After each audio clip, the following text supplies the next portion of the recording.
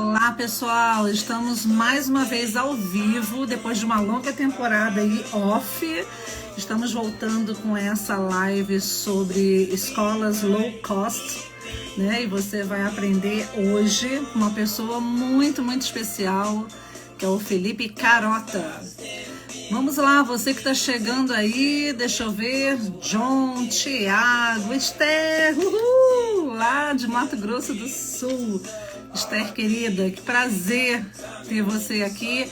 Esther, fala o seguinte, me ajuda aqui falando se o som tá chegando ok para você e o áudio é o som, né, gente? E a imagem também. Fala aí para mim. Se tá tudo ok. Ah, está ótimo? Ai, que bom. Então, queridos, eu vou aqui tirar o som para já chamar o Felipe, mas eu quero falar antes com vocês. Sejam todos bem-vindos, som ok, imagem ok, Patrícia falou, ok, distribua essa live.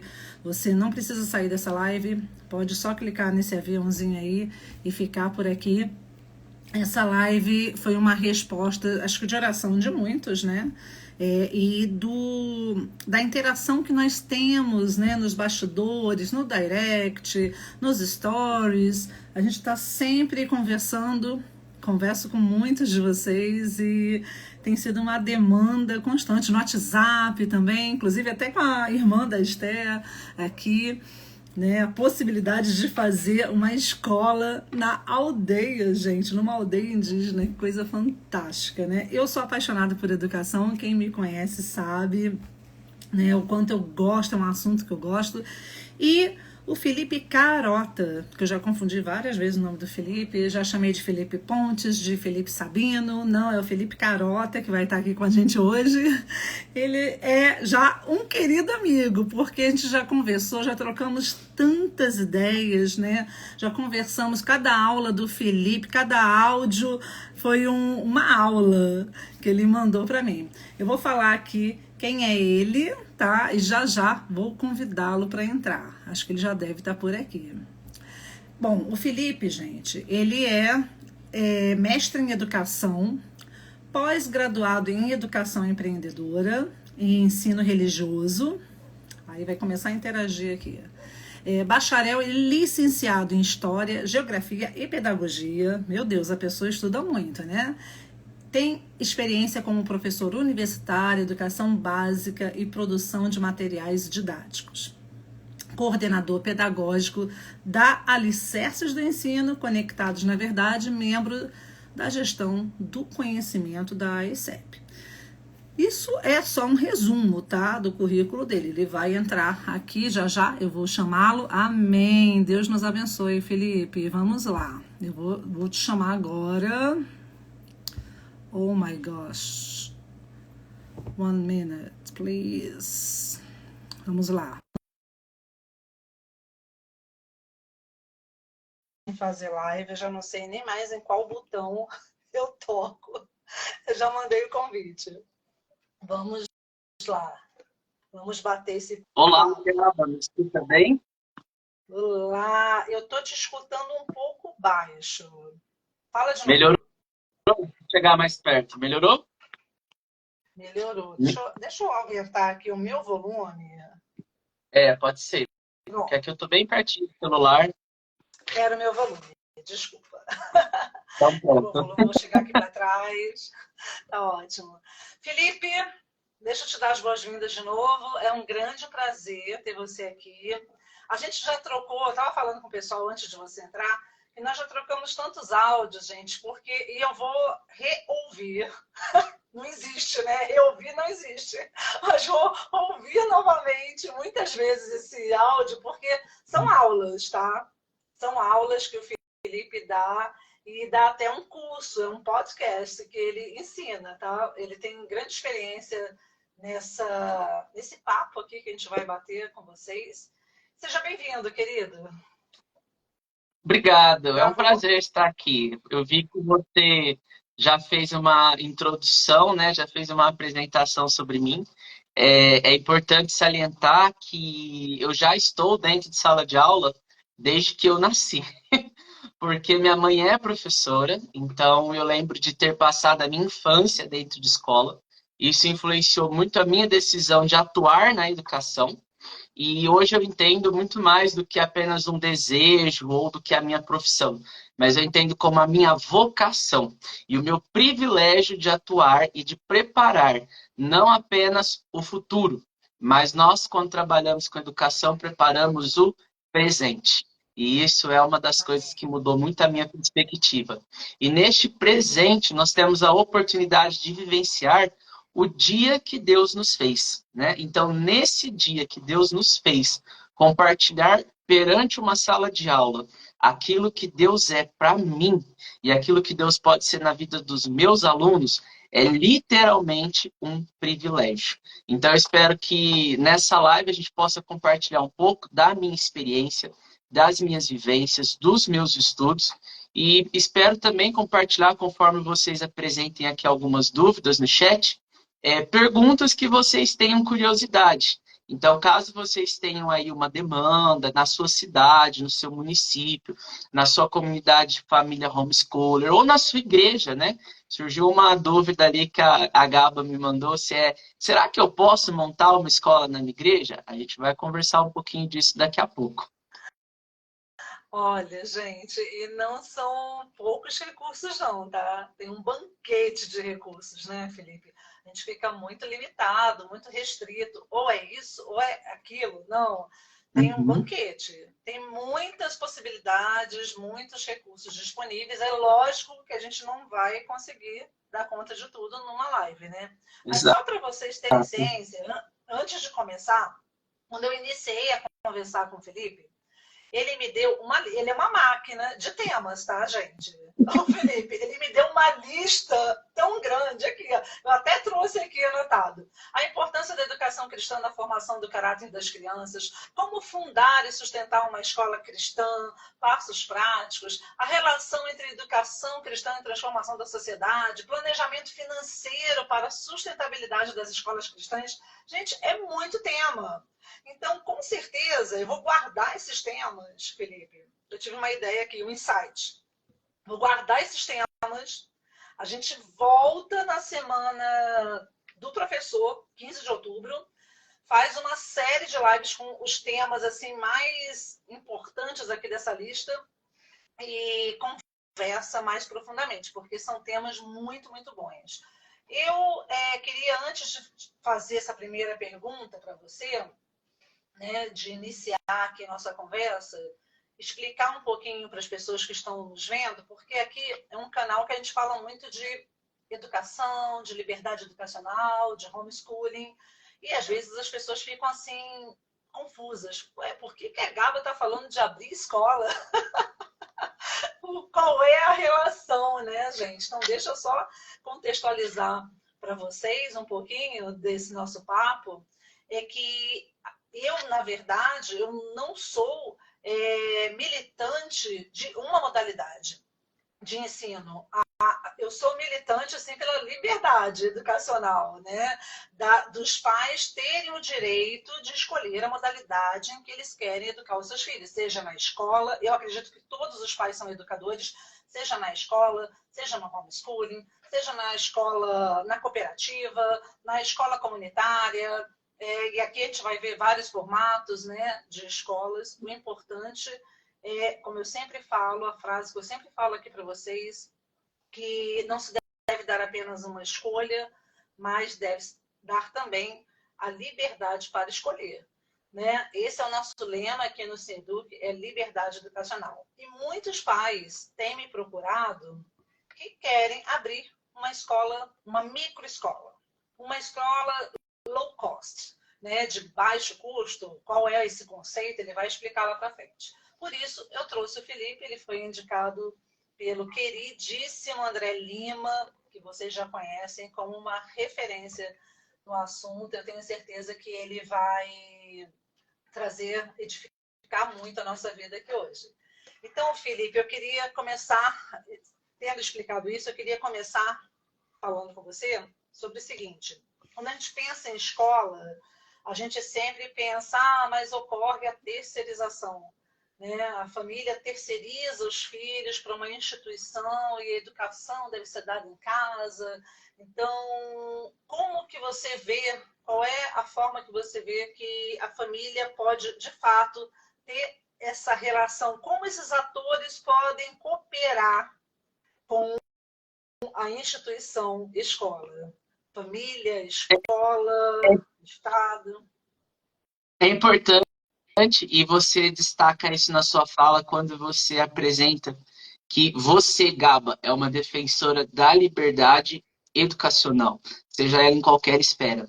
Porque se nós pensarmos biblicamente, a escola ela é uma instituição final de um processo educativo. Porque o primeiro processo onde Deus educa o seu povo, ou onde o homem é educado no seu caráter, é primeiramente no teu lar. Então, o pai, ele vai ser o primeiro pastor na vida de um filho. O pai, ele é o primeiro presidente numa nação chamada casa. Uma pesquisa recente que tem circulado em várias páginas mostra que quando um pai se converte ao cristianismo, é mais de 80% a chance de que toda a família permaneça cristã.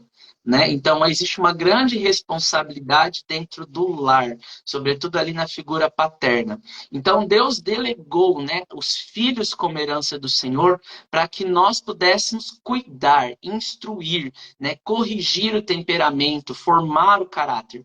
E justamente, né, se a gente for trabalhar um pouco com a educação por princípios, que fala da definição de palavras, é muito importante a palavra herança, porque a herança é aquilo que você recebeu de alguém maior que você. Então, se os nossos filhos são herança, quer dizer que foi Deus, maior do que a nossa família, que nos deu esses filhos como um privilégio de que a gente possa cuidar dessa herança.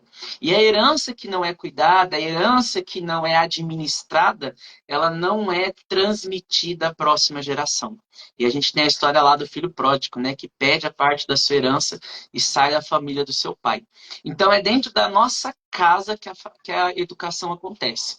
Uma das pessoas que eu gosto muito de destacar na questão da educação do lar é Susana Wesley, que tirava um tempo não apenas para ensinar os seus filhos sobre os números, sobre as letras ou mesmo sobre as ciências naturais, mas que ela tirava um tempo com cada um dos filhos para orar com eles. E alguns trechos, né, de John Wesley, de Samuel Wesley, que era seu marido, de Carlos Wesley, que era irmão de John Wesley, contam que a Susana, né, pegava ali o seu vestido, o seu véu, e colocava o filho por debaixo do véu, e ali, olho no olho, né, mãe com filho, ela ia corrigindo o caráter e o temperamento. Mas quando a gente continua no modelo bíblico de uma família, nós percebemos que a junção de várias famílias formou uma comunidade de fé. Então, os nossos filhos, depois da nossa casa, são criados em uma comunidade de fé. Então, quando nós olhamos para o modelo de Israel, nós temos essa organização das comunidades nas 12 tribos. Nós temos essa organização das comunidades nas descendências de um patriarca. Então, toda vez que a Bíblia sai de um homem e uma mulher que voluntariamente recebem a herança do Senhor, que são seus filhos, eles decidem então criar os seus filhos não apenas dentro da sua casa, mas eles decidem criar os seus filhos com um grupo. E é por isso que eu gosto muito quando a gente olha para famílias homeschooling, e quando você vai ali para tentar definir quem são esses grupos, né? A palavra que eu mais encontro é o que é um grupo de pessoas homeschooling que decide cuidar dos seus filhos. Ah, nós somos uma comunidade. E essa palavra é a palavra que a gente tentar traduzir ali melhor, ela vai aparecer na Bíblia como uma grande referência para a gente, a palavra de comunidade de fé. Mas essa comunidade, ela também tem instituições. Ela tem instituições de governo civil, ela tem instituições de administração econômica, e para o bem dessa comunidade, ela tem instituições de ensino. Uma das grandes instituições de ensino, quando a gente olha, por exemplo, para a vida de Jesus, são as sinagogas. E quando eu olho, por exemplo, para o exemplo de Jesus, né, que crescia em estatura, graça e sabedoria, aos 12 anos, né, ele se perde ali dos pais, né, os pais ficam preocupados, encontram Jesus na sinagoga. A Bíblia é muito clara do que Jesus estava fazendo ali. Ele estava debatendo com os mestres da lei. Isso traz que aquele ambiente para Jesus era, para aquele menino de 12 anos, um ambiente natural. era um ambiente de frequência diária. Era um ambiente onde o seu pai o levava para ouvir e ensinar a palavra de Deus.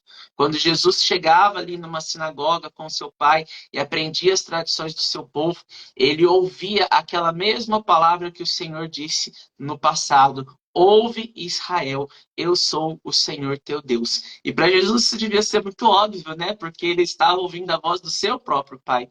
Outras palavras vão dizer isso. Mas o que eu quero chegar ali é na erudição de Jesus aos 12 anos. Jesus está debatendo a lei, Jesus está conversando com os mestres da lei. E muitas vezes, né, quando a gente vai para uma comunidade, onde agora essa comunidade tem uma instituição, que não é a sinagoga, é a escola, às vezes a criança tem um receio de conversar com o professor, às vezes o professor se coloca como aquela autoridade, aquela educação extremamente tradicional, ninguém pode perguntar, ninguém pode falar nada. E a Inês Borges tem um livro que ela fala componentes essenciais do cristão educador. E por que ela faz essa divergência? O educador cristão é aquele que primeiro olha para a pedagogia, para os métodos de ensino, para as formas de aplicar processos avaliativos, e depois ele vai procurar isso na palavra de Deus.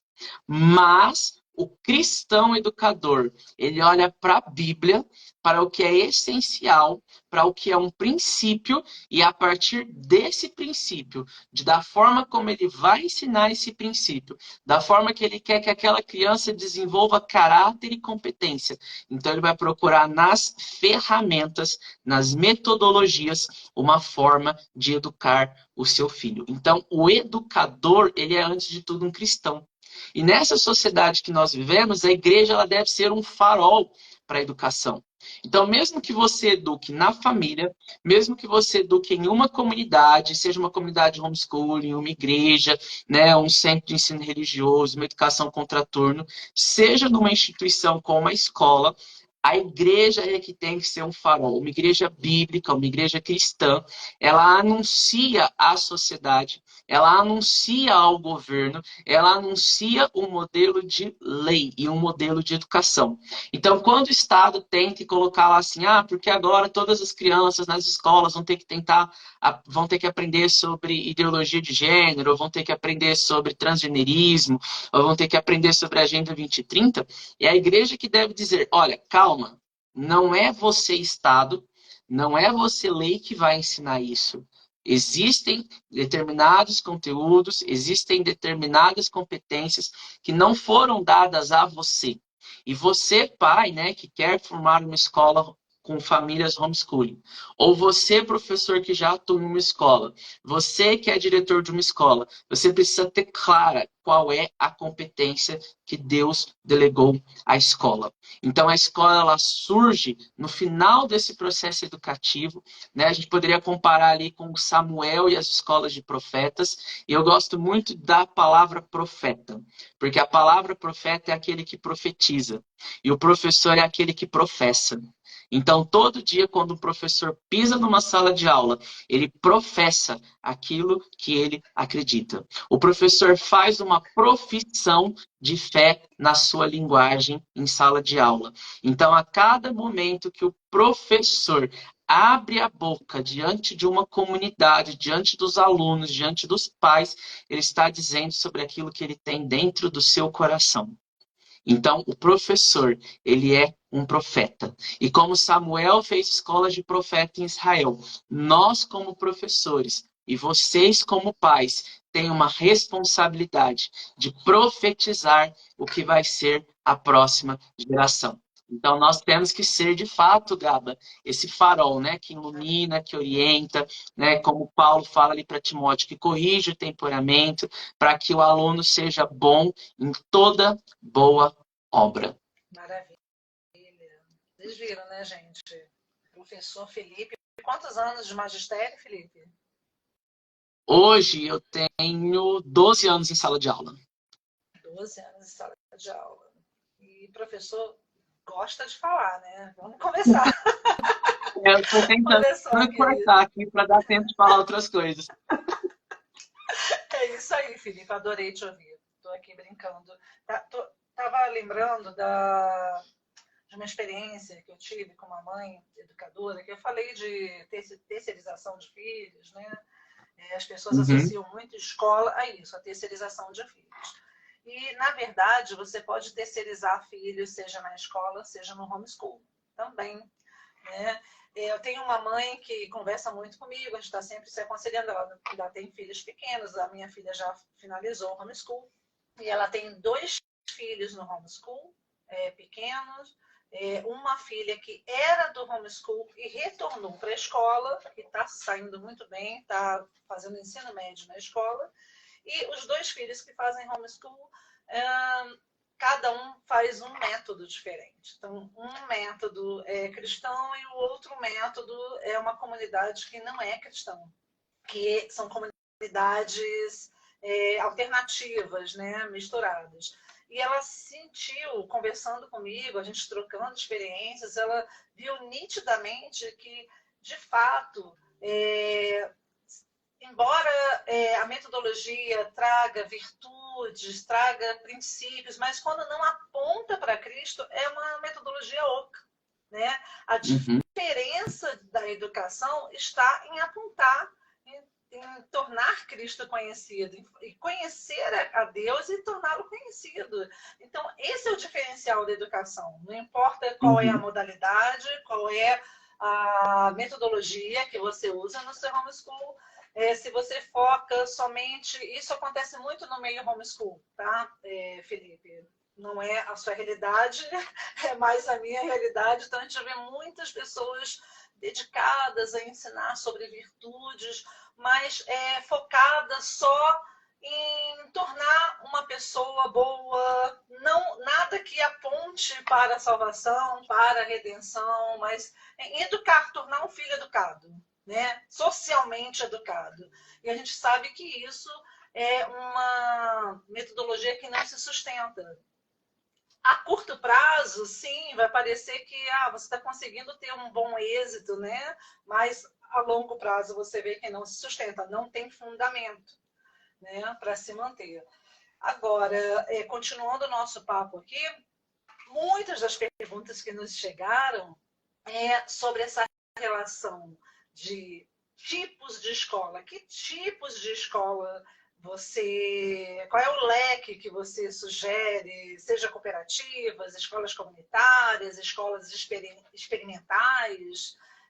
Tem tantos tipos, low cost. Quais são os tipos de escola? Você saberia dizer? É, Antes de entrar tem, na low cost.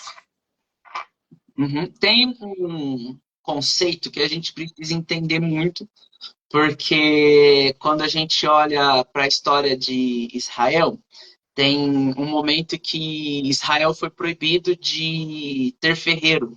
Então, todos os utensílios precisavam ser levados lá para o povo que estava dominando Israel para que o ferro fosse afiado.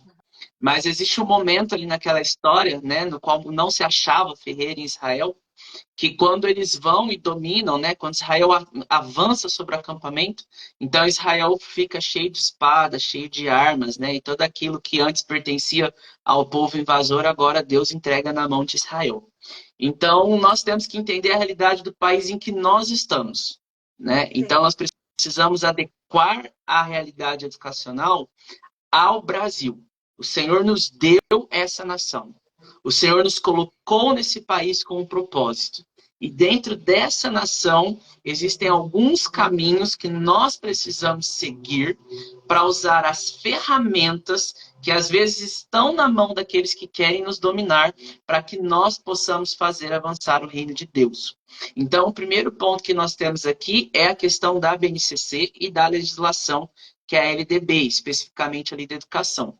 Então, conhecer esta legislação curricular e organizacional, ela é importante dentro da educação para que você se defenda, né? Eu estou vendo aqui uma mãe dizendo que está com muita dificuldade para tirar a filha da prefeitura e sofreu uma perseguição.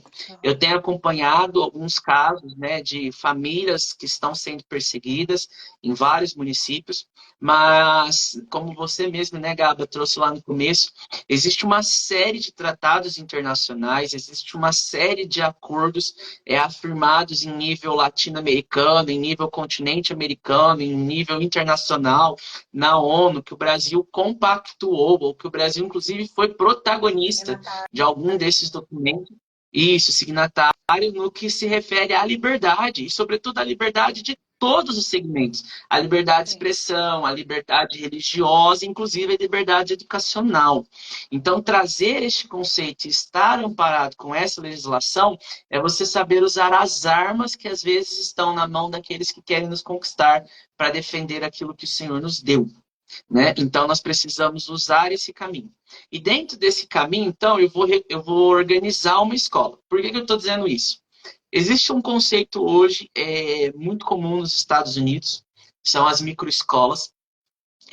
Se você for no YouTube e pesquisar microescola sobre modelo brasileiro, você não vai achar um vídeo ou alguma coisa assim. Eu achei um vídeo, quando você coloca a palavra microescola cristã no Brasil, de uma escola judaica, mas que não é necessariamente uma microescola. Ela é uma escola grande que está ali tentando organizar um modelo educacional dentro de uma concepção hebraica de ensino e aprendizagem. Então, nos Estados Unidos, quando a gente vai olhar para isso... Oi? O seu vídeo estava travando, sua voz estava travando um pouco. Sobre microescola, eu queria que você... porque muitos influencers, até que trabalham com educação, aconselharam que muitas famílias aqui no Brasil abrissem microescolas. Mas é um modelo que não é compatível com a legislação brasileira. A microescola. E aí, o que nós temos dentro desse conceito? Tá me ouvindo melhor agora? Tô. Tá. O vídeo está normal também? Tá normal. Tá. Então, e aí voltando. Quando a gente olha ali para o YouTube, microescolas, você vê salas que vão de 2 anos a 8 anos, salas que vão de 10 a 16 anos numa única turma, e você vê geralmente microescolas instaladas dentro de igreja. Para que você consiga implementar um modelo desse, num país que a gente tem uma legislação que restringe um pouco a nossa liberdade, é um pouco mais difícil. Então, o que nós podemos utilizar como estratégia? Primeira coisa, criar salas multisseriadas, isso é possível. Então, eu consigo, em vez de ter uma turminha para o primeiro ano, uma para o segundo ano, uma para o terceiro, para o quarto, para o quinto, para o sexto, e ter 9 salas de aula na escola, eu posso ter salas multisseriadas por nível. Então, primeiro e segundo aninho, terceiro e quarto, ou só o terceiro para encerrar o ciclo de alfabetização, e depois o quarto e o quinto. Uma outra turma de sexto e sétimo, uma outra turma de oitavo e nono. Em vez de ter 9 salas agora, eu tenho 5. Em vez de ter 5 professores no Fundamental 1, eu tenho 3. Então, com isso, eu consigo ter uma escola menor em sua infraestrutura, que a legislação vai exigir em nível municipal ou estadual algumas características para a estrutura dessa escola.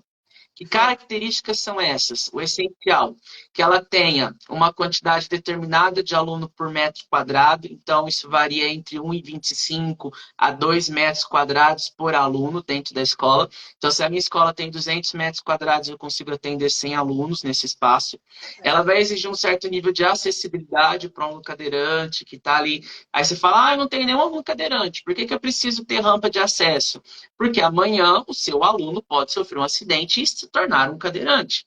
Né? É uma situação que pode acontecer. Então, você precisa ter ali um elevador, uma rampa de acessibilidade, alguma coisa assim.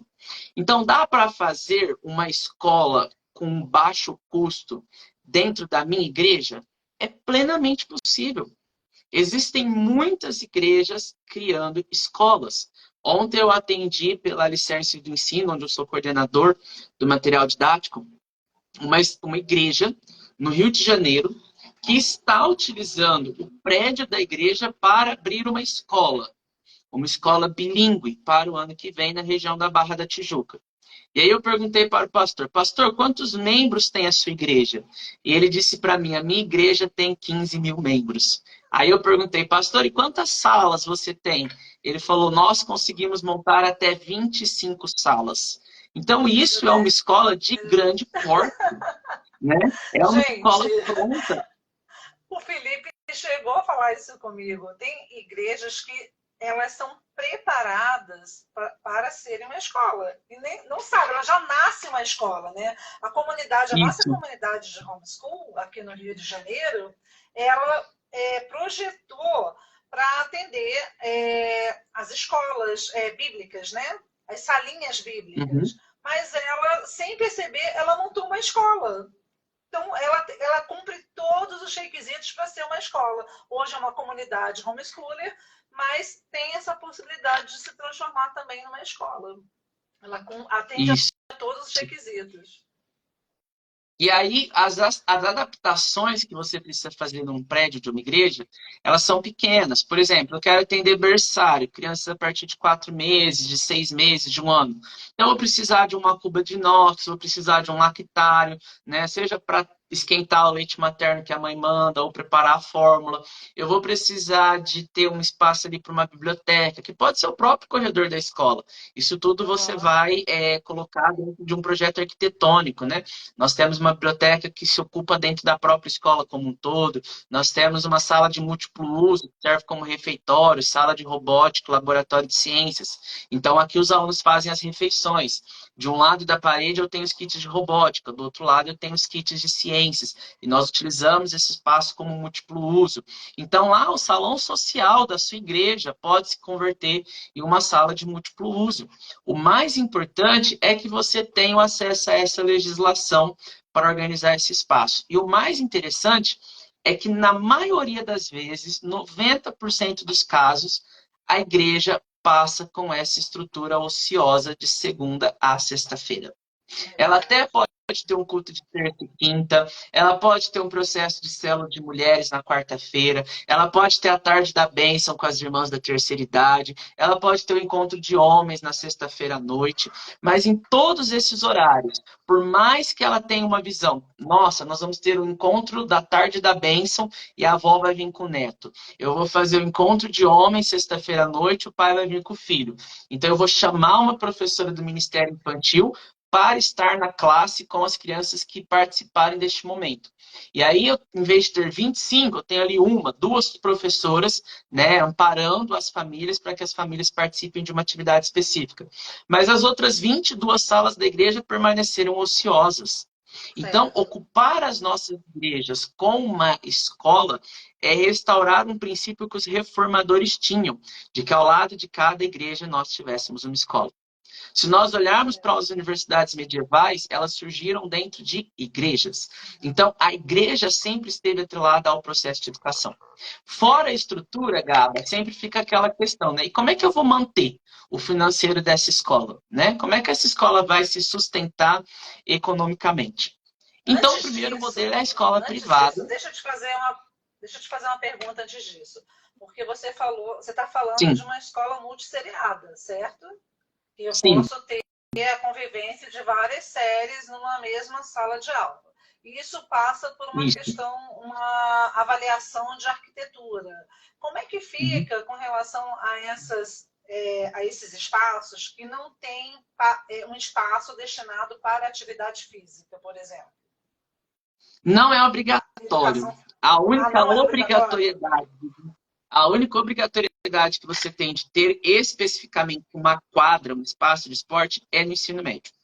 Ah, Então, você certo. pode ter dentro da sua grade uma aula de educação física, no qual você trabalha, por exemplo, a linguagem da dança, no qual você trabalha a linguagem dos jogos, no qual você trabalha a questão da motricidade, no qual você trabalha outras habilidades que não necessariamente apenas as práticas esportivas de futebol, voleibol, handebol. Uma outra opção que você pode ter é a parceria. Então, o que é a parceria? Os alunos da escola frequentam o período da manhã, ou período da tarde, ou período integral, e nós temos uma parceria com uma escola de futebol da cidade, e os alunos que quiserem fazem uma aula de futebol lá, que é R$ 150, mas os alunos da escola fazem por 70. Então, é possível que lá na sua documentação você tenha essa parceria, ou que ao chegar na descrição das aulas de educação física, você trabalhe outras competências da educação física, né? Então é isso que eu falei da gente conhecer a nossa legislação para conseguir montar a documentação dentro daquilo que é a lei e aquilo que essa lei exige, de estrutura e de currículo. Mas a lei vai pedir uma entidade mantenedora. Quer perguntar? Tá. Continua falando do financeiro. Eu tenho outras perguntas depois sobre esse modelo de escola multisseriada. É muita pergunta, né, gente? Não, mas vamos manter que a gente tá nesse assunto.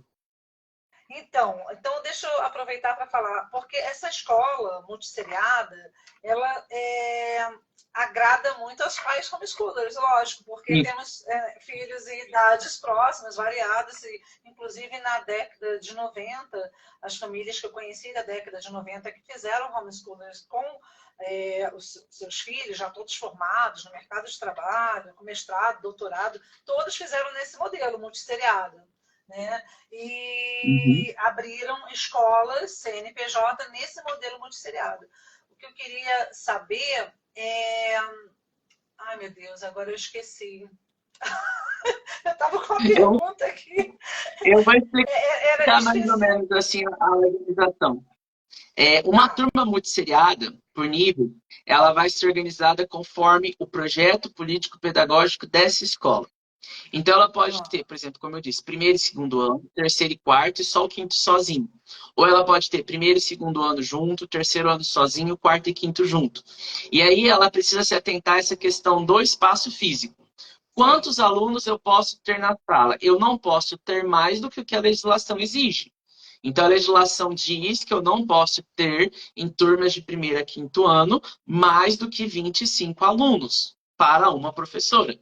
Se eu tiver uma professora e uma monitora, aí eu posso colocar 30, 32, 35, a depender do estado do município que eu estou. Mas o padrão é 25 alunos para a turma de primeiro a quinto ano. Felipe, mas se eu tiver uma turma multisseriada que funciona numa escola, dentro da minha igreja, e eu só tenho um aluno no grupo 1, de primeiro e segundo ano, tem problema? Nenhum. Você pode ter um aluno. Então, se eu tenho ali uma comunidade de 5 famílias homeschooling que organizaram uma entidade mantenedora dentro de uma igreja, né, uma cooperativa, uma associação, vou falar disso daqui a pouco. Essa escola funciona dentro de uma igreja. Você mandou um projeto político-pedagógico, fez a adequação da estrutura, recebeu uma autorização de funcionamento da Secretaria Estadual de Educação ou da Secretaria Municipal. E você vai atender só os filhos dessa família homeschooling. Sim. Então, são 5 famílias, com 4 filhos cada uma, totalizando 20 alunos. A nossa escola vai ter 20 alunos. Tem problema? Nenhum. Ah, mas precisa ter remuneração? Esse professor precisa receber um salário? Olha, se você é uma família homeschooling, você educa o seu filho em casa. Então, você não recebe um salário por isso, senão ver Deus moldando o caráter do seu filho e a tua família sendo edificada na graça de Deus. Esse é o nosso maior salário e recompensa quando nós educamos os nossos filhos no lar. Então, o que vai acontecer agora é que, em vez de nós nos juntarmos em 5 famílias e 20 crianças na casa da Gaba, nós juntamos 5 famílias, 20 alunos, na Igreja Batista do bairro do Leblon, onde funciona a Escola Batista do bairro Leblon. Claro que se bater uma pessoa na porta... Ô, Felipe, você falou na casa da Gabo, isso parece piada, gente, mas quando eu comecei no homeschooling, os amigos da minha filha que estavam na escola dela, as mães vieram pedir para matricular no meu homeschooling. Como eu faço para matricular o meu filho no seu homeschooling para ter aula aqui na sua casa? Foi exatamente assim. Exatamente. Mas, enfim, na ocasião eu só dei aula para ela mesma. Mas uma das minhas perguntas eu lembrei, tá? Agora eu lembrei. Era exatamente sobre isso, se eu posso fechar uma turma com um aluno só, e sobre a famigerada frequência, os 75% de frequência. Existe nesse modelo multisseriado a possibilidade de uma frequência mais reduzida, tem que ser diária? Não, por isso que eu falei da LDB. Você precisa cumprir 200 dias letivos de aula, onde o aluno precisa ter 75% de frequência. E aí você vai organizar ali nas atividades desses 200 dias letivos aquilo que está previsto no teu calendário. Precisam ser 200 dias de aula de português, matemática, história, geografia, ciências? Não. Existe dentro da legislação uma quantidade mínima de carga horária a ser ministrada naquela disciplina naquele ano. Exemplo, você não pode dar menos do que 2 horários de história numa turma de fundamental primeiro a nono ano. Se você tem 40 semanas, é obrigatório que o mínimo seja de 80 horas de história no ano. Felipe, mas se a minha escola quiser dar todo o currículo de história no mês de fevereiro, pode? Pode. Você pode pegar ali, eu quero pegar uma linha do tempo, fazer com os alunos desde a criação até a atualidade. Eu quero, no mês de fevereiro, só trabalhar história. No mês de março, nós vamos trabalhar só geografia. Pode? Pode. Aí eu vou te convidar a conhecer as escolas progressistas, marxistas, né, como as escolas da Escola da Ponte, do professor José Pacheco, em Portugal, onde eles dizem que o aluno tem que ter o direito de escolher o que ele vai aprender. O aluno não pode ter um currículo imposto. O currículo tem que ser construído por parte do aluno. Então, Coitado desse são aluno, escolas né? como... Mas Coitado são desse escolas como a aluno. Pedagogia Waldorf. São escolas como a Sim. Pedagogia Waldorf, que vai ter essa flexibilidade de você estudar toda uma matéria primeiro e depois outra matéria. E aí você tem a Uhum. dificuldade do aluno que sai dessa escola e vai para outra, porque ele vai entrar numa escola regular, ele já pode ter estudado todo o conteúdo de história e ele não ter estudado conteúdo de matemática, se ele sair dessa escola. Mas nós estamos falando para um público que não vai tirar o filho da Escola Batista do Leblon para levar para o sistema, como chama aquela escola grande aí, para levar para o Eleva, né? Ele não vai tirar o filho de uma escola Aham. cristã, de uma família piedosa, que administra o processo de ensino, para colocar ele numa escola humanista. Né? Então, a gente está falando de uma realidade que vai ser concreta. E dentro desse modelo, você pode sim ter lá no seu projeto político-pedagógico que os alunos, junto com os professores, tem uma flexibilidade de organização do currículo, mas é obrigatório 75%. Mas dentro desse currículo de história, pode estar previsto um sábado letivo. E nesse Aham. sábado letivo, uma das aulas de história, com 4 horas, né, que seria o conteúdo de 2 semanas, vai ser no Museu do Amanhã. Então, você pode colocar ali no teu calendário que existe um sábado letivo dentro desses 200 dias letivos de aula. O sábado pode ser sim um dia letivo e esse sábado letivo é um sábado de conteúdo acadêmico de uma prática que a escola tem chamando Vivendo Experiências em Museus e Arquivos Públicos Municipais. Aí, uma próxima aula de história, no próximo sábado letivo, eles vão visitar o Real Gabinete Português, estou dando exemplos porque você está no Rio de Janeiro, onde eles vão ter uma aula de É, história eu tô, atrelada com literatura. eu tô vendo que você conhece muito bem o Rio, viu? Tá Vou dar um certo. exemplo Olha de só, Brasília agora. Então, Felipe, eu acho super interessante isso. Antes da gente passar para a manutenção da escola, que é muito importante, e não sairmos ainda da questão de estrutura, a querida Bruna Botelho, aqui da Mamãe Provocação, está perguntando como funciona a questão de estrutura de coordenador e diretor, né? Se é uma escola ali dirigida por pais, como é que fica essa questão da abertura? Inclusive, uma das perguntas que nos chegou, que eu vou aproveitar, é: você precisa ter uma formação? Qual formação você precisa? Tem que ter um pedagogo na uhum. abertura? Qual é tem, o corpo docente aí necessário? tem uma especificidade que não tem como mudar. É a questão da gestão escolar. É obrigatório que o coordenador ou diretor seja um pedagogo. Mas se a minha escola atende um público Felipe, de a 30 sua alunos, internet está picotando para mim, a sua internet. Eu não estou peraí, deixa ouvindo eu tentar muito ver se eu bem. consigo mudar a rede aqui. Tá picotando para mim. Vocês estão ouvindo bem, Felipe? Coloca aí para mim se está picotando para você também. Melhorou? Bom, você Agora você está me falando ouvindo agora melhor? tá. Sim, sim, parou de picotar. Tá, ótimo. Então, assim, o que a legislação não abre mão? É a gestão. Se eu Tá. tenho uma escola pequena, o diretor pode acumular a função de coordenador.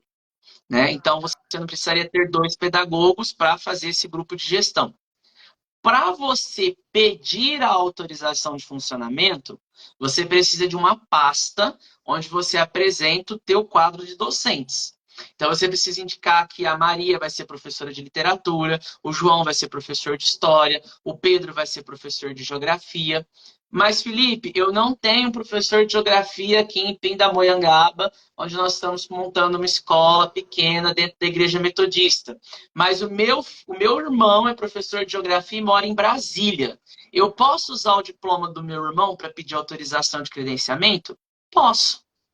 Então, você pode pedir para alguém que você conhece, dentro da comunidade de homeschooling, uma cópia do diploma para você pedir a autorização. O que a Secretaria de Educação quer saber? Ela quer saber se você, escola privada, tem de fato um corpo docente que vai dar aula ali no dia a dia. Mas durante o ano, está funcionando? Tá. Durante o ano, eu tiver ali um professor, esse meu irmão, não pôde vir de Brasília para dar aula, tal, o que eu faço? Existe uma brecha dentro da lei, e isso foi regulamentado, inclusive, pelo Congresso há um tempo atrás, que é o notório saber. Então, um advogado pode ser professor de literatura, um médico pode ser professor de ciências, um engenheiro pode ser professor de matemática. Basta ele pegar o seu diploma, levar à Secretaria de Educação Estadual do seu estado. Então, se eu estou no Rio de Janeiro, eu tenho uma sede regional. Se eu estiver em Niterói, provavelmente que eu tenho uma sede regional. Se eu estiver em Belford Roxo, provavelmente eu tenho uma sede regional. Mas se eu estiver numa cidadezinha pequena, tipo Búzios ou Angra, provavelmente eu não vou ter uma sede regional. Mas essas duas cidades vão reportar a uma cidade maior. Então, se você está numa cidade pequena, você vai procurar a regional da Secretaria Estadual de Educação mais próxima do seu município. Você vai lá e vai pedir no estado de São Paulo, isso se chama licenciamento. Eu estou em Minas Gerais, a gente chama isso de CAT, que é Certificado de Autorização de Trabalho. Então, com esse certificado, que você pode renovar todo ano, você se torna, dentro do sistema, um profissional de nível superior habilitado para dar aula naquela turma. Perfeito, gente. E isso é bem interessante. Dentro da escola pública. Isso é bem interessante o que você está falando, porque eu estou acompanhando um grupo de pais, educadores, são pais homeschoolers, com formações diferentes, um é médico, o outro é arquiteto, e eles estão tirando, então, esse licenciamento aí para abrir uma escola. Ele falou licenciatura para mim. Eu estou tirando a licenciatura, o que é arquiteto está tirando a licenciatura para dar aula de história. Aí o que é médico está tirando a licenciatura para dar aula, entendeu? Então, eles estão montando esse corpo docente com essas licenças, embora tenham outras formações. Isso é possível. Isso. É possível. Inclusive, aqui no estado de Minas Gerais, o governador abriu um concurso com 50 mil vagas em 2022. Foram aprovados apenas 20 mil professores, ou seja, sobrou 30 mil vagas. Dessas 30 mil vagas que sobraram, nós ainda temos os professores que estão de licença, o professor que está afastado de licença maternidade, licença saúde, e você não encontra profissionais aqui no estado de Minas Gerais para dar aula, porque o estado paga R$17,50 numa hora aula.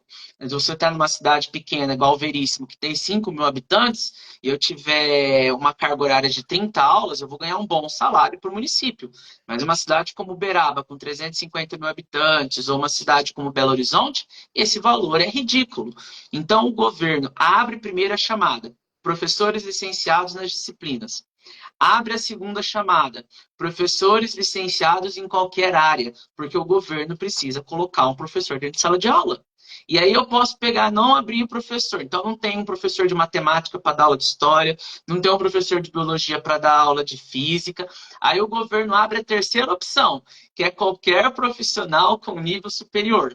Aí eu pego aquele cara que prestou direito, nunca passou na prova da ordem, nunca advogou, ficou sempre como advogado júnior no escritório, e ele vai lá e tira um licenciamento, um CAT, para dar uma aula de português, matemática, ciências, porque ele tem nível superior. Então já existe essa brecha na legislação. O que não pode mudar, Gabi, é o que eu falei. É obrigatório a gestão, quem vai assinar os documentos da escola, precisa ter curso de pedagogia. Perfeito. Para autorização, para pedir autorização, que você vai ter um número de autorização no Diário Oficial, tal, você precisa ter uma pasta com professores licenciados. Mas não é obrigatório que no cotidiano, obrigatoriamente, o professor licenciado esteja dentro de sala de aula. Né? Você pode ter essa flexibilidade. Você pode ter a flexibilidade. Oi. Tem tanta pergunta aqui. A gente vai ter que fazer outras lives, porque eu fico te interrompendo. Eu vou só para a parte do financeiro, que é uma pergunta que eu vi que muita gente colocou aqui. Como que eu vou montar o jurídico dessa escola? Ao credenciar essa escola, eu preciso de uma entidade mantenedora, porque eu não sou uma escola pública, eu sou uma escola privada. Pode ser uma escola comunitária no meio da favela da Rocinha, ela é uma escola privada, tá? Ela não é uma escola pública. Então, o primeiro modelo, eu, Felipe, fui lá, quero abrir uma escola. Como chama a minha escola? Carota Educação, é minha. Eu investi R$1 milhão aqui. Ah, mas você matriculou 20 alunos. Não tem problema, a escola é minha, esse prédio é meu, essa carteira é minha, esse computador é meu. Se essa escola der errado, eu ponho tudo para vender e recupero meu patrimônio. Esse é o mais básico de todos. Pode ser MEI? Não, não pode ser MEI. Dentro dos KNAIs do MEI, não está previsto o KNAI de escola, tá? Isso é importante. Qual que vai ser a opção que você tem, então? O Simples Nacional. Então, se eu for uma escola que cobre mensalidade, eu vou entrar dentro do Simples Nacional. Eu já trabalhei em escolas, Gaba, que tinham 1.000 alunos. Para a escola não pagar lucro presumido, ISSL, aquelas contribuições e toda a carga tributária, a escola tinha 5 CNPJs diferentes. Então, a educação infantil de manhã era um CNPJ, a educação infantil à tarde era outro CNPJ, o ensino fundamental 1 era um CNPJ, o ensino médio era outro, o ensino fundamental 2 era outro. Assim, vamos imaginar que ele faturasse 1 milhão. Então, ele ia pagar 27% no Simples. Agora, com 5 CNPJs funcionando dentro da mesma escola, ele tem, então, a mesma carga tributária para 5 CNPJs de 200 mil, mas o Simples cai para 7%. Então, na verdade, ele está pagando 7% sobre 1 milhão e não mais 28%. Isso muitas empresas fazem. É ilegal? Não, você está usando a legislação ao seu favor. Lembra da história do ferreiro? Sim. Nós temos que usar as estratégias que estão dentro da legislação, dentro da legalidade. Ninguém está fazendo nada ilegal ao trabalhar dessa forma, né? Se você for, por exemplo, eu te mandei, né, algumas orientações disso, e talvez você, pai, família homeschooling, nunca se preocupou com essa questão. Mas vai no Google agora e coloca assim, CNPJ, Colégio Marista, Brasília. CNPJ, Colégio Marista, Rio de Janeiro. E você vai ver que elas são escolas do grupo Marista, em cidades e estados diferentes, com CNPJs diferentes. Por que isso? Porque são instituições privadas que reduzem a carga tributária, organizando diferentes CNPJs para processos educativos. Aí o Marista, que é uma escola católica, ele não é uma escola privada. Não tem um padre que é dono do Marista. Não tem uma paróquia Santo Rei, que é dona do Marista. Ela é uma associação. Então, qual é o melhor modelo para uma família homeschooling que vai usar o espaço da igreja, que o pastor emprestou, constituir uma escola? Faz uma associação de terceiro setor. Então, a Associação Educacional do Rio de Janeiro, ela é uma entidade sem fins lucrativos, organizada na Avenida Nossa Senhora de Copacabana, número 18, cujo objetivo é atender crianças em situação de vulnerabilidade social, atender crianças de alto padrão, sem distinção de classe econômica, que tem entre as suas formas de manutenção as mensalidades que são cobradas dos alunos. Então, essa associação, ela é a mantenedora. Aí lembra do que eu falei? Se eu vou trabalhar só essas 5 famílias homeschooling dentro de uma escola com 20 alunos e eu constituir essa associação, não é obrigatório ter um salário. Você pode fazer um termo ali de trabalho, de voluntariado, né? De alguma relação. Isso é a questão do contábil que você vai administrar. Ah, mas eu vou pagar então um salário de R$100 para esse professor como ajuda de custo. Se tem um contrato registrado dentro de uma associação mantenedora, isso também não está ilegal e nem irregular. Basta você ter um bom contador, fazer um bom contrato de trabalho, por mais que você seja um pai, e fazer com que esse professor assine esse contrato, assine o recibo, a declaração mensal, armazene isso na pasta. E por que uma associação, Gaba? Porque aí não corre o risco de um desses 5 pais, daqui 10 anos, virar e falar assim, não quero mais.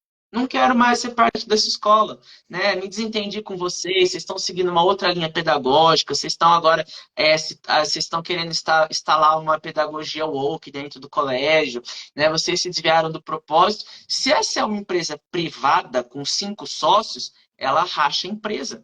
Agora, se ela é uma associação, beleza, pega as suas coisas e vai embora. Por quê? Porque o patrimônio é da associação. Quem gere o patrimônio da associação? Um diretor eleito numa assembleia cada 2 anos, dentro de um regimento. Ah, mas se a assembleia for feita só com as 5 famílias e 10 pessoas, não tem problema. Você pode fazer assembleia. O que você vai precisar colocar? Se a tua mantenedora da escola é uma associação de terceiro setor sem fins lucrativos, está previsto no teu calendário um dia para a assembleia da associação. Então, se eu tiver um outro aluno matriculado e o pai quiser participar da assembleia, o pai vai e participa. Mas se no meu regimento da minha associação tiver que o pai pode participar, a assembleia é livre, é pública para qualquer um, até o cara do PSOL, o militante lá, o freixo, pode ir participar da assembleia. Mas se o teu regimento diz que para votar na assembleia é preciso ser associada no mínimo 2 anos, por exemplo, o cara pode ir lá, pode falar, pode chamar de conservador, tradicionalista, burguês, salafrário, pelego, do que ele quiser. Se entra num ouvido e sai do outro, ele não tem direito de voto pelo regimento. Né? Então, vocês precisam ter um bom advogado para fazer o regimento que proteja e ampare essas famílias. Né? Esse é o ponto. E o último ponto é a cooperativa. Né? Então, o que é a cooperativa? A cooperativa passa a ser um CNPJ com fins lucrativos, entre os cooperados. Então, cada cooperado tem uma parcela dentro dessa associação. Então, obrigatoriamente, todo mundo vai ter que ter ali uma fonte de renda, um retorno, né, que esse cooperado tem. Qual é o problema da cooperativa? O problema da cooperativa é que todo pai que matricular o filho na sua escola é um cooperado. Então, se eu tiver ali 200 alunos, né, nós queremos ser uma escola relevante, que transforma a nossa cidade, que impacta o município para a glória de Deus e tal. E eu vou abrir matrículas, eu vou cobrar R$ 300 na matrícula, porque nosso objetivo não é financeiro, a gente não quer ter lucro, a gente não precisou comprar mobiliário, não precisou reformar banheiro, porque a igreja já tinha tudo isso. E a igreja cedeu esse espaço para a gente não gastou R$ 10.000 para fazer uma escola, porque a gente só gastou com documentação, porque toda a estrutura da igreja estava pronta. Então a gente vai abrir mensalidade, vai cobrar um valor super acessível. Ok, só que se ela é uma cooperativa, os 200 pais têm direito de fala na assembleia. E esses 200 pais que são cooperados chegarem lá e falarem assim, não, mas essa escola não comunica os valores do século XXI para os nossos filhos. Essa escola, ela não fala de ideologia de gênero, porque os nossos filhos estão assistindo às Olimpíadas com atletas transgêneros. É importante discutir o transgenerismo no nosso projeto educacional. E eles têm esse direito de fala, porque eles são cooperados. Agora, se é uma associação e você tem um regimento, né, e esse regimento prevê alguns critérios para o voto, isso fica mais fechado. Né? Isso fica mais restrito. O pai pode assistir à assembleia, o pai pode olhar lá no calendário que vai ter a reunião. Eu conheço uma associação que eu acompanho constantemente, de uma escola que é mantida por uma instituição de terceiro setor, que todos os anos, há 10 anos, a assembleia da associação é realizada pelo presidente, a sua esposa, a secretária da escola e uma professora. Há 10 anos, a ata da associação é assinada por 4 pessoas. E há 10 anos, por unanimidade e aclamação, o presidente é indicado pela associação, pela assembleia, que tinha 4 pessoas. Então, a Assembleia reunida no dia 3 de setembro da Escola Batista do Leblon indicou Gaba Costa para presidir nos próximos 2 anos a Associação Educativa. Não. Por unanimidade, ficou eleita para o biênio de 2024 a 26 Gaba Costa, estando presentes. Põe o nome dos presentes, RG, todo mundo assina, reconhece em cartório, acabou. Está dentro da legislação normal. Pode ser uma fundação? Fundação é a mesma coisa que a associação, tá? Então, dentro da questão jurídica ali... também, né? Instituto também. Só que aí, isso tudo é o nome fantasia. A Constituição é uma associação. Se ela chama Fundação Educacional para a Defesa da Família, Instituto Educacional Transformando Vidas, tudo isso é uma associação, tá? Então, é importante isso. E aí, o que entra na escola low cost? A escola low cost, então, é a escola que não está preocupada com a infraestrutura. Eu não vou oferecer o que o Marista tem. Eu não tenho um laboratório de informática. Eu não tenho sala de auditório. Eu não tenho auditório, eu não tenho piscina, não tenho quadro de beach tennis dentro da escola, não tenho drive-thru para você pegar o seu filho, eu não tenho uma professora mediadora por turma. Né? Que as escolas agora têm que ter drive-thru, senão o pai não matricula. Porque é um perigo você pegar o seu filho na porta da escola. Eu posso ser sequestrado. É isso que a gente está ouvindo em algumas grandes escolas particulares. Então, o que essas escolas estão oferecendo? Você para em uma fila, aí você entra dentro de um corredor que tem muro dos 2 lados, que está dentro da escola, filmado com uma câmera, e aí você pega o seu filho na porta, ali naquela saída, e segue a fila. Então, não vai ter a possibilidade de alguém sequestrar o teu filho, porque a câmera identifica a placa do carro e relaciona a placa do carro com a criança que vai sair. Sabe? É tudo isso aí. A gente está vendo várias escolas fazendo isso por conta dos ataques que tiveram a escola e tudo mais. Mas nós estamos falando de escolas que vão ser pequenas e talvez seja esse o conceito que muitas famílias homeschooling que conhecem o modelo dos Estados Unidos estão falando. Vou fazer uma microescola. Não é uma microescola porque ela é pequena. Né? É um outro conceito. Ela é uma escola low cost. Ela é uma escola que não prioriza a infraestrutura. Sim. Ela é uma escola que o diferencial dela é o processo de ensino e aprendizagem, a metodologia e a sua constituição. Por exemplo, uma escola que dá no mês de fevereiro todo o currículo de história, ela é chamada na cristandade de uma escola cronológica dentro da história providencial. Numa escola humanista, isso vai ser chamado como liberdade do ensino, socio-interacionismo. Eles criam toda aquela filosofia. É igual criança na sala de aula. Exato. Levantando a mão para Deixa eu te perguntar. Essa escola, no caso, esse regime é associativo, né? A gente pode chamar assim. Geralmente são escolas, eu te falei que eu conheço 2 escolas parentais na minha cidade que começaram assim, pais que se juntaram para atender os seus filhos. Isso. É obrigado a abrir para outras famílias ou eu posso, somos apenas 5 famílias e eu quero seguir com essas 5 famílias. Eu sou obrigado a abrir vaga para pessoas externas? Teoricamente sim, praticamente não. Porque se eu tiver a minha escola, estou usando sempre esse mesmo exemplo para a gente acompanhar uma linha de raciocínio, né? Se eu tiver ali a escola batista do bairro do Leblon, né, com todas as turmas regularizadas, com autorização de funcionamento, com cartão CNPJ de uma associação, que faz assembleia, que tem regimento, a assembleia escolhe esse presidente e tal, mas eu não abro matrícula externa, não tem problema nenhum. O que eu não vou poder fazer é divulgar um processo de matrícula no Instagram, no Facebook, no site da escola. Porque aí eu fico à mercê da pessoa que vai chegar.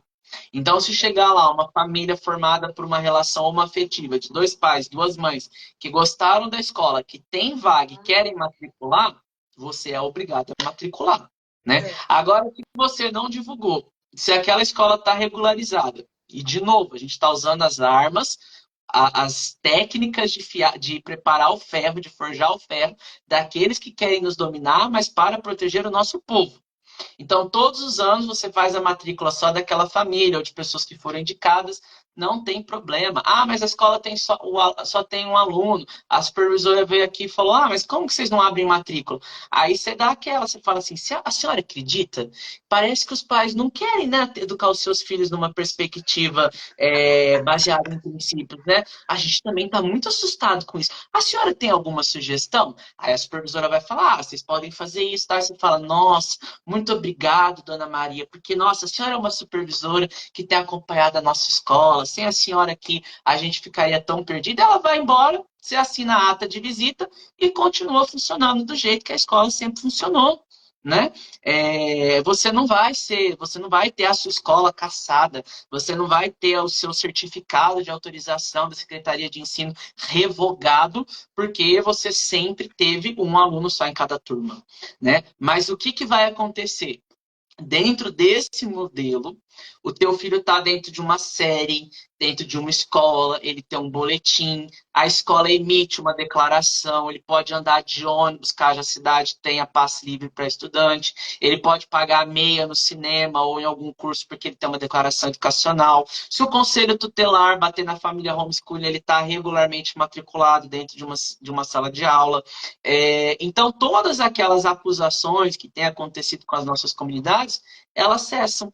Por quê? Porque nós estamos usando as formas de forjar o ferro dos ímpios para que Deus nos dê armas em nossas mãos. Certo. Felipe, tem uma dúvida aqui que eu acho pertinente sobre a questão da escola híbrida. Esse modelo de escola híbrida, está perguntando aqui, funciona como uma escola híbrida para famílias homeschoolers? Esse modelo híbrido não cabe na nossa legislação, né? Isso.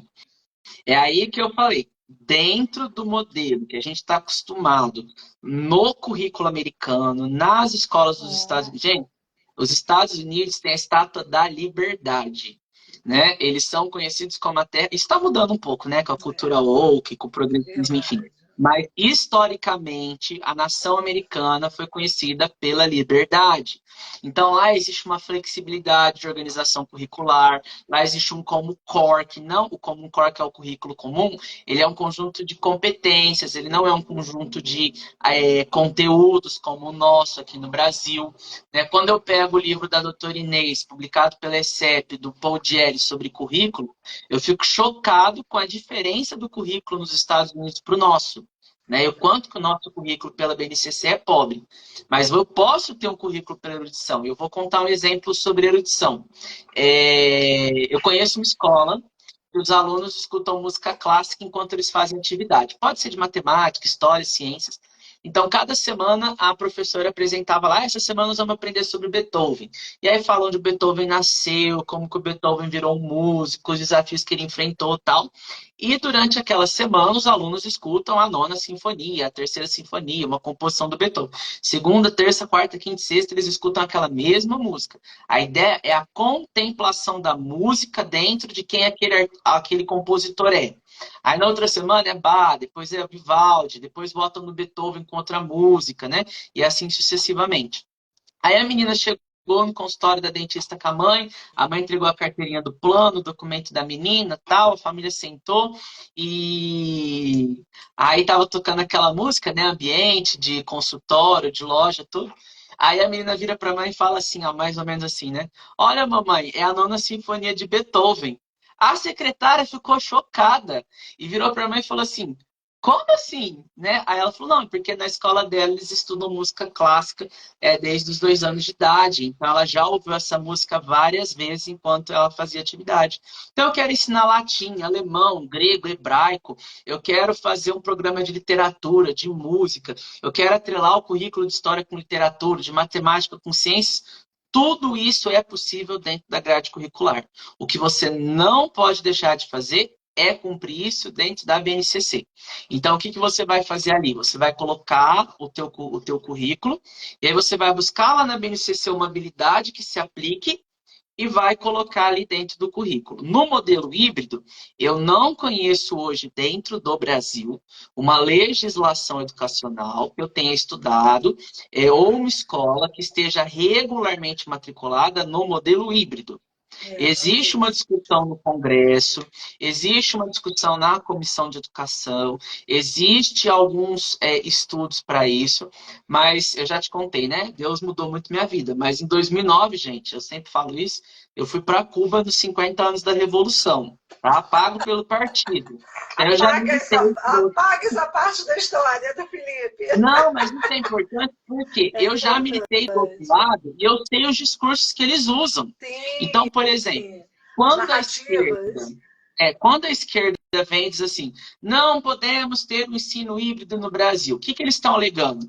Que se tiver uma legislação que permite uma escola híbrida, o governo de São Paulo, para zerar o número de vagas no Fundamental 2, vai dar um celular para cada aluno que mora em Sim. Paraisópolis. E esse aluno de Paraisópolis nunca vai frequentar a escola no Morumbi, onde tem vaga sobrando, porque a família do Morumbi não põe o filho na escola pública, porque o cara do Morumbi não quer ver o ônibus escolar com a criança de Paraisópolis descendo para estudar na escola municipal do bairro, né? Então, o que a esquerda alega é isso. E aí a gente tem que quebrar a narrativa, mostrar que não é assim, mostrar que nós estamos discutindo outros conceitos, nós estamos discutindo outras práticas, nós estamos trazendo modelos que foram testados, que funcionaram, né? Nós estamos trazendo experiências que vieram de fora do Brasil. Aí, quando você fala que é dos Estados Unidos, eles falam que é imposição, que é imperialista, que é uma dominação. Mas se vier da Venezuela, se for uma experiência que foi implementada em Cuba, se for um modelo chinês de educação, aí é democrático, é internacionalista, né? Então, eles mudam de discurso conforme eles têm interesse, né? Então, hoje, dentro do que nós temos, não dá para fazer uma escola híbrida. Nos Estados Unidos, eu tenho um grupo de amigos O que Rinaldi, tem os filhos. o Rinaldi tem uma escola híbrida, né? Isso, Faz um trabalho mas híbrido. isso. Mas aí eu estava chegando justamente nesse caso, né? Não do Rinaldi, mas de uma outra família que é muito parecida com a dele. Então, o que acontece ali com essa família que mora lá? Eles moram num estado determinado, mas os filhos estão matriculados numa escola de outro estado. Isso é totalmente legal nos Estados Unidos. Uhum. E aí, uma vez por semana, essas crianças se encontram online para um momento de interação, né? Para uma atividade específica ali, de troca de apresentar o trabalho que eles fizeram durante a semana e tal. E são os pais que durante a semana vão aplicando esse conteúdo. Se a gente parar e pensar, fala assim, nossa, isso não existe no Brasil, né? Será que isso daria certo? Gente, o Telecurso 2000 foi isso. Exato. As pessoas foram, né? As pessoas saíram, o Brasil saiu do nível de pré-alfabetização para uma nação alfabetizada, porque as pessoas recebiam uma apostilinha em casa, assistiam um programa na televisão, respondiam algumas questões que eram enviadas pelo correio, com selo postal que não tinha custo, e ela recebia um certificado de ter concluído o ensino médio, né? Então, por que isso foi interrompido? Né? Por que o governo interrompeu isso? Porque eles perceberam que isso traria liberdade para a gente. Né? Então, de certo modo, eles querem tentar restringir. Então, hoje não Tudo é existe sobre no Brasil, liberdade, né? tudo é sobre liberdade. Então, hoje não existe na legislação brasileira, na LDB, na BNCC, programado um modelo híbrido, mas existe um modelo multisseriado de escola low cost, com pouca infraestrutura, que pode ter que podem ter turmas reduzidas, com apenas um aluno matriculado, geridos por uma mantenedora que é uma associação, formada por um grupo de famílias e que funciona plenamente dentro de uma escola. Tudo isso é possível. Olha, gente, quanto conhecimento aqui, né, nessa live.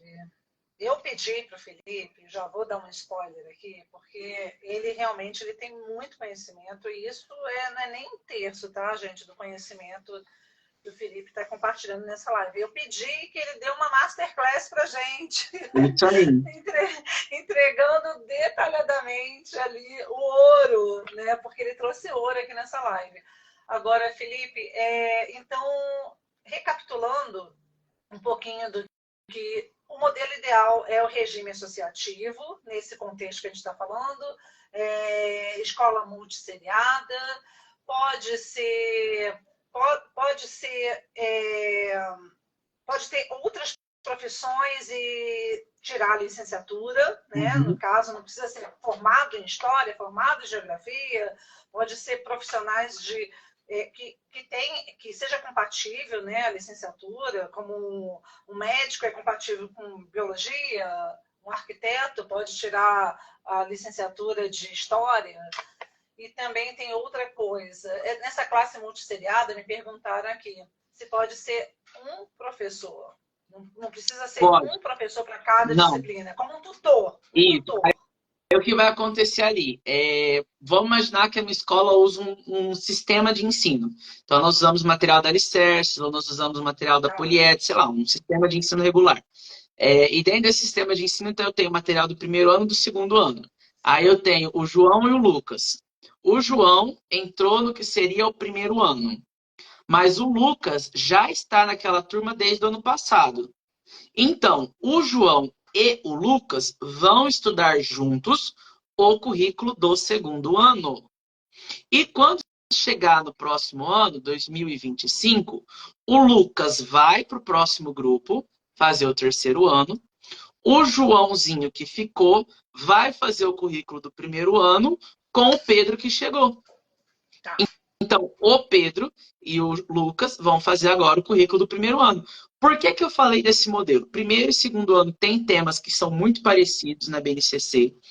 Terceiro ano é bem diferente. Quarto e quinto ano são muito parecidos. Sexto e sétimo ano são muito parecidos. Oitavo e nono ano são muito parecidos. Então, isso facilita para o professor que está ali regularizando aquela turma ministrar os seus conteúdos.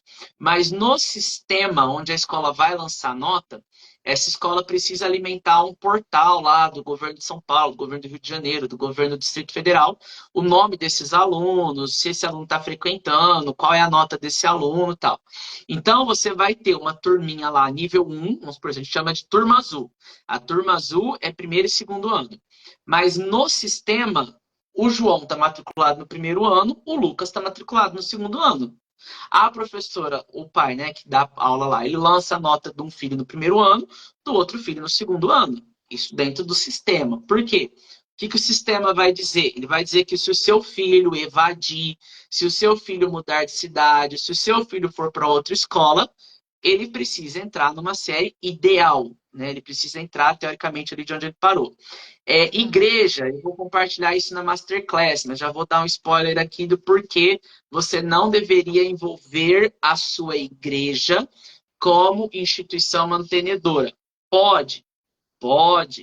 Quem mantém o sistema Mackenzie de ensino é a Universidade Mackenzie, a Igreja Presbiteriana do Brasil.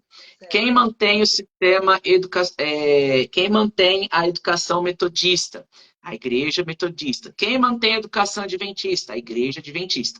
Mas eu sou metodista. Nós tivemos um problema muito grande, que a igreja, como instituição mantenedora, as escolas acumularam dívidas enormes, gigantescas, milionárias, e até que fosse feito um termo de ajuste de conduta, vendemos Isabela Hendricks em Belo Horizonte, Colégio Metodista de Ribeirão Preto está com as portas fechadas, a Unimep, a Universidade Metodista de Piracicaba, que já teve mais aluno que a USP, hoje só tem alunos no EAD, menos de 20 alunos, todos fazendo cursos apenas gravados. E aí as igrejas tiveram suas contas bloqueadas, as igrejas tiveram que fazer caixa 2 para pagar salário de pastor, para pagar aluguel, porque se eu ofertasse e a igreja pegasse o meu dízimo e lançasse no banco como regularização, a conta da igreja estava bloqueada. Por quê? Porque se a igreja não paga, se as escolas do grupo metodista não pagassem as dívidas, a igreja teria que pagar. Então, é complicado porque você tem que pensar o seguinte. A minha igreja é uma bênção, mas se ela tem 15 mil pessoas, são 15 mil pessoas na cabeça do pastor, né? São 15 mil pessoas dizendo assim, não, mas por que essa escola não abre vaga? Não, mas por que essa escola não tem isso? E aí o pastor fica louco, porque ele não sabe se ele lidera o Ministério de Senhoras, ele não sabe se ele chama os líderes de célula para fazer um programa de formação, ou se ele atende um grupo de mães que está insatisfeito com a escola, porque a igreja está fazendo isso, aquilo ou aquele outro. Agora, se eu tenho uma associação, a igreja fez um termo de cessão do uso do espaço, deu lá uma declaração, né? O Conselho da Igreja Batista do Leblon autoriza a Escola Batista do Leblon a usar, durante o período de 10 anos, prorrogável por mais 10 anos, o espaço situado na Avenida Nossa Senhora de Copacabana, número 18, no bairro, na cidade do Rio de Janeiro. Isso é plenamente possível. A igreja te autorizou. Se ela é uma igreja muito tradicional como a minha, metodista, o conselho local de liderança vai precisar assinar essa ata. Se ela é uma igreja presbiteriana, do presbitério. Se ela é uma igreja batista, a assembleia designada pelos membros vai precisar assinar esse documento. Mas se ela é uma igreja apostólica, pastoral, comunidade, church, gospel, geralmente quem assina é o próprio pastor. Né? Então, o pastor vai fazer essa sessão. O que é importante, Gaba, é verificar se a igreja não é alugada. Porque se a igreja for alugada, é preciso que o contrato de locação da igreja preveja, como cláusula do contrato, que o locatário pode o locatário destinar o prédio para outras funções. Aí, plenamente possível. Porque aí a entidade regulamentadora, né, a secretaria, vai pedir o contrato de aluguel do prédio e o termo do locatário cedendo aquele espaço para outro fim. Isso precisa estar em contrato. Agora, se o prédio é da igreja, é só fazer uma declaração de uso. Certo. Agora, dentre todos os documentos que você me enviou, a gente quer um arsenal de documentos e e-mails, né, em todo o processo de abertura de escola, lógico, surge a pergunta: quem é o seu mantenedor? A sugestão que você dá aqui, me parece, é que o mantenedor seja uma associação de mantenedores. Qual seria a ideia para essa formação? Essa é a proposta, né? Que você... É a melhor proposta. Se o objetivo é uma educação dentro de uma comunidade de fé, dentro de um grupo de famílias, é a associação. Se o objetivo é, eu sou advogado, minha esposa é enfermeira, a gente vai parar de trabalhar para educar os nossos filhos. Aí faz uma cooperativa. Né? Mas ciente das especificidades de uma legislação de cooperativa. A cooperativa, eu não me lembro agora os termos, né? Tem que olhar lá a legislação, mas ela sai da legislação educacional e vai para a legislação jurídica. E na legislação jurídica de uma cooperativa, tem que ter no mínimo 7 cooperados, tem que ter no mínimo uma distribuição de cotas, nenhum dos cotistas pode ter mais do que 50% das cotas. Então, o número máximo que um único cooperado pode ter é de 49,9% das cotas, de modo que não seja um único cooperado a pessoa capaz de tomar todas as decisões em nome da cooperativa. É claro que, se a minha esposa tiver 49,9 e eu tiver 1, eu e minha esposa vamos votar junto, a gente sempre vai ter a palavra de decisão na cooperativa, né? Mas não pode estar no meu nome 50%,1. Tem que estar 49,99, mas 50% não pode. Porque esse 50,01 pode ser todos os outros cooperados que não pensam como eu. Aí fica super difícil você fazer aqueles acordos, a pessoa quer romper a cooperativa, aí tem questão de bens. Então, é mais complexo. A associação parece ser o caminho mais viável. E uma vantagem, gente, dentro da associação. Vamos imaginar que você tem no teu município um vereador que é bacana, um cara cristão, que foi eleito por uma igreja assim abençoada, e você é uma associação. O vereador pode destinar para você uma emenda parlamentar. Esse vereador pode fazer, se você for uma associação de terceiro setor e tem lá dentro do teu CNAE, por exemplo, além de educação e esporte, ele pode doar uma emenda parlamentar para você construir a quadra da escola dentro do terreno da igreja e comprar bola, cama elástica, bomba, não sei o que lá, tal, e prestar contas para o município disso dentro da legalidade, tá? Dentro de um repasse de verba pública. Ah, mas porque eu recebi verba do governo, eu sou obrigado a aceitar os alunos que o governo indicaram? Não, tá? Você não é obrigado a aceitar, nem se dispor. A única coisa que você precisa é, se eu recebi verba pública, eu preciso ter a idoneidade da empresa, a regularização sem débito, não posso ter dívidas e preciso prestar contas ao Tribunal de Contas do município ou do estado de cada centavo gasto. Então, se eu recebi uma emenda parlamentar para o fim de esporte, eu posso comprar arroz, pão e margarina para a merenda dos alunos? Não, não pode. Você só pode comprar bola. Mas eu vou comprar 100 mil bolas. Não tem problema. Né? Isso eu vivi dentro da Unesp. Eu fiz uma faculdade estadual. E nós recebíamos uma série de emendas parlamentares de deputados, porque eu sou defensor de educação pública universitária, nananana, e ele destinava lá uma verba de 2 milhões para a Unesp, mas a verba vinha carimbada para comprar carteira. Durante os meus 4 anos de universidade, a gente trocou de carteira 3 vezes, né? Então, a gente vê o mau uso do dinheiro público, né? Mas aí quando esse deputado vai prestar conta para suas bases lá no município, ele fala, por que destinei 2 milhões de verba para o Unesp aqui em Franca? Só que a população de Franca não sabe o que foi feito com aqueles 2 milhões. Mas isso está no outdoor dele, isso está no folhetim que ele entrega na rua, isso está no Facebook dele, né? Mas se ele é um vereador cristão, ele doou 2 milhões para Escola Batista do Leblon, e não tem nada de errado nisso. Ok, perfeito. E só mais Felipe, uma coisa. Deixa eu só falar. Inimigos do fim aqui nessa live. Vamos lá. Para finalizar. Se você for uma associação, você tem algumas isenções tributárias também, tá? Isso é bem importante, né? Porque a gente está buscando exatamente esse baixo custo, né, na abertura. Ou seja, cost, né? Existe um caminho, né? Existem muitos recursos disponíveis. Abrir uma escola não é um bicho de 7 cabeças, é burocrático, dá trabalho esse processo de abertura, mas não é tão difícil, não é impossível, né? Tem o passo a passo, e você vai trazer isso, gente, não perca na essa Masterclass, em breve, de 2 horas. E se vocês gostarem da Masterclass, eu posso gravar, né, Gabo, um mini curso para vocês aí de 10 horas, né? Mas vamos ver a adesão de vocês, a gente está à disposição. Quero dizer que eu não caminho sozinho, né? Eu caminho com vocês junto da minha experiência na ICEP, junto da minha experiência na Alicerce. Eu quero dizer que vocês não caminhem sozinhos. Eu vou terminar minha fala com uma mensagem de esperança que eu até coloquei no meu roteiro com Gaba. Quando o Sadraque, Mesaque e Abednego são jogados dentro da fornalha, eles são jogados pela lei. A lei dizia, foi emitido um decreto do rei. Mas quando o rei olha para dentro da fornalha, o que ele vê? Além dos 3, ele vê o anjo do Senhor. E aí ele pergunta, não foram 3 que nós jogamos lá fora? E ele manda sair para fora. E ele testemunha que nem cheiro de fumaça eles tinham. O nosso país, o nosso presidente pode ser Nabucodonosor.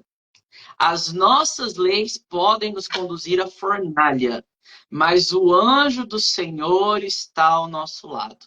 Se o anjo do Senhor estiver na tua escola, se você chamar a presença de Deus, as consolações do Espírito Santo, a presença dele para a organização do teu corpo docente, da tua equipe escolar, né, de toda a estrutura que você montou ali com a sua comunidade pequena, eu quero dizer para você que quando Nabucodonosor olhar para você, ele vai ver que o anjo do Senhor está ali. Quando o governo começar a olhar para as escolas cristãs, quando a supervisão de ensino for analisar as tuas avaliações, ela vai perceber que o que a tua escola está fazendo é muito melhor do que aquilo que a prefeitura e o Estado está oferecendo. Porque nós estamos oferecendo aos nossos filhos, que serão os nossos alunos, aquilo que é de melhor, a palavra de Deus. Amém, aleluia. É o caminho excelente, né, Felipe? Isso é o mesmo. caminho excelente, acima de qualquer nível de escola que você encontra hoje secular. Maravilha, obrigada por essa palavra. Gente, eu quero deixar alguns recados aqui para vocês. o Felipe, assim, gentilmente me atendeu desde o primeiro contato que eu fiz com ele. Nós trocamos aulas, verdadeiras aulas que eu tenho aqui, que eu tenho que ouvir novamente, como eu falei para vocês no começo dessa live. Vou ouvir muitas vezes para aprender mais sobre esse tema, sobre esse assunto. É um assunto que nos interessa, é um assunto necessário. Não que a gente esteja falando que agora todos vão abrir escola. Não, não é isso. Inclusive, eu quero deixar um convite para você no dia 7 de setembro. Entre na aula, na live da ANED, que a ANED está fazendo uma coalizão para a proteção das famílias, uma proteção estratégica para as famílias que optam pelo homeschooling, porque nós cremos nessa liberdade, né, Felipe? As famílias que querem fazer homeschooling estejam com as suas garantias ali protegidas, né, pela lei também. E as famílias que querem caminhar abrindo escolas low cost, como nós apresentamos hoje aqui, também tenham essa possibilidade e esses recursos. O Felipe vai entrar mais detalhadamente na Masterclass e vai estar conosco no segundo Congresso Internacional Legado Cristão. Ele vai dar um workshop completo também sobre associação de mantenedores. Nós vamos caminhar juntos aí. Vocês sabem que eu não paro, né? E me juntei com outra pessoa, o Felipe também tem muitas ideias e a gente quer servir, né, Felipe? Servir, avançar, como podemos ajudar essas famílias, tanto no limbo jurídico, quanto famílias que querem caminhar, né, por esse caminho, né, de formar escolas. Nós vamos estar juntos e se o Felipe conseguir alcançar ali 50% das lideranças que vão estar presentes, já será uma maravilha. Imaginem cada igreja abrindo, né, os seus olhos, que é possível ter uma escola cristã dentro do seu ambiente, da sua igreja, seria maravilhoso. E você também não precisa ser necessariamente uma igreja, né? Pode ser uma outra estrutura, como ele falou aqui, não precisa ser só o ambiente de uma igreja. Você tem condições também de abrir esse espaço. Nós vamos entrar mais detalhadamente nessa Masterclass. Não vamos prometer, mas está prevista para 15 de outubro. Quem sabe, eu acho que vai sair. 15 de outubro sai, então aguardem. E nós nos colocamos à disposição, tá, gente? Obrigada pela audiência, obrigada. Tem muitas mensagens aqui de gratidão a você, Felipe. Que maravilha, excelente live, sensacional. Foi uma live que não pode deixar de ser salva. Vamos tentar salvar para ficar, mas aproveitem, se conectem, sigam o Felipe Carota, tá? É o Instagram dele e com certeza é uma pessoa que vem se somar às famílias, porque estamos do mesmo lado, né? Escolas e homeschoolers somos comunidades educadoras. É isso que nós estamos desenvolvendo, comunidades de fé florescendo, comunidades educadoras com um único alvo, né, Felipe? Que é glorificar a Deus, tornar Deus conhecido e que conseguimos avançar para esse alvo. Com certeza. Muito obrigada, Felipe. Obrigado, pessoal. Pelo seu Deus tempo. abençoe. Obrigado, Gaba, pelo convite. Um prazer te ouvir. Muito obrigada. Boa noite a todos. Um abraço, gente. Tchau, tchau. Tchau. Até a próxima. Até a próxima semana de lives, porque os temas já estão prontos.